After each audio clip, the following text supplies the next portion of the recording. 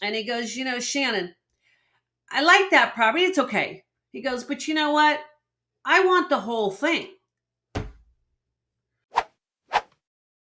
So to continue with that story about the first summer selling property in Del Mar. So I've got all these renters coming in that week before Del Mar racing season hits, okay? And one of them is a client. I can't name his name. I will tell you that he was from Louisiana, a young guy. He was probably about 5 or 6 years younger than me. He had a lovely wife and he had a daughter. And so they rented a beachfront property from me. I think it was $175,000 for the 2 weeks. And of course the commissions were 10% on that. That was really kind of fun. Actually, I get the secretary first calling me saying, well, Mr. and Mrs. M are going to be showing up and their private jets coming into Palomar Airport, and they'll be, if I can have you at the house. So I meet this couple at the house, right? I mean, I'm sitting there waiting. They're a half hour late. They've got the bodyguards. They've got the nannies. They've got the limo. They've got the little girl. They've got the husband and wife. Couldn't be a nicer man. I got to tell you, fabulous. So then through the summer, he decides that he wants to buy a house in Del Mar. He's enjoying going to the races. His wife's enjoying going down to Fashion Valley shopping. The daughter gets to enjoy the beach.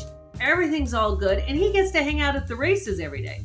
But the funny thing about being at the races is you're sitting there on the ocean and you're just looking at the beautiful Del Mar bluff and the beach, white water and everything.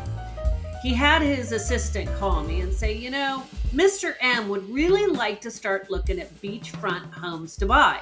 Now, I haven't sold anything. I've only done all these rentals, And now all of a sudden, I'm like having to do research on $24 to $50 million homes on the beach. Okay, I can do this. So we look at a couple houses and that was fun. And it was over over the whole 7-week period. We looked for 2 or 3 weeks, 4 weeks at houses. And then finally, I ran into him at the races, and he was sitting in his box and overlooking the beach and this beautiful bluff. If any of you guys know where Brigantine is. And I'm sitting in his box, and he says, I'm looking at all those beach fronts, but the truth is, I want that bluff. And I'm looking over, and I'm like, well, wait a minute.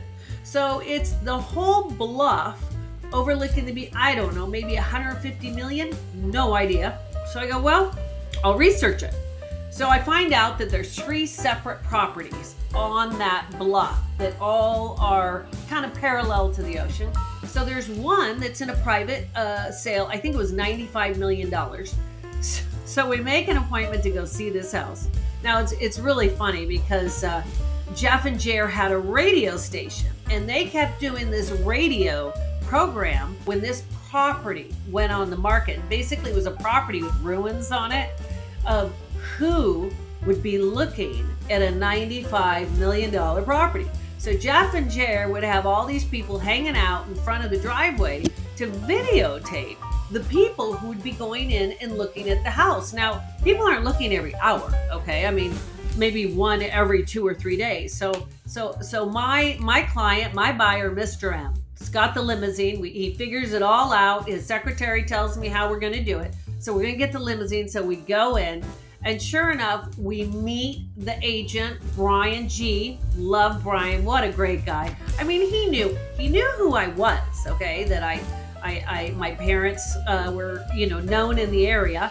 But he knew I was like a brand new agent. Here I am showing a $95 million property. So thank God Brian kind of takes over. So we look at the whole thing. And, the problem with this property is that it only looks like straight out. I mean, you could be in Chula Vista. You could be in San Francisco. You could be anywhere. You just don't really see the whole thing of Del Mar. And so a couple days later, I run into him again at the races because the races are going on every day except Monday and Tuesday. And he goes, Shannon, I like that property. It's okay. He goes, but you know what? I want the whole thing. The 3 separate lots, okay? The 3 separate lots that constitute the entire bluff. Okay, now at this point, I gotta tell you, Rick Hoffman, God love Rick Hoffman, He was the president of Coldwell Banker in that region, and he was a good buddy at my country club. And so I said, Rick, I need help on this. I don't know what I'm doing. We do some research and we find out that really that middle lot's not so good. The lot on the other side, but there's a lot at the end that's really good.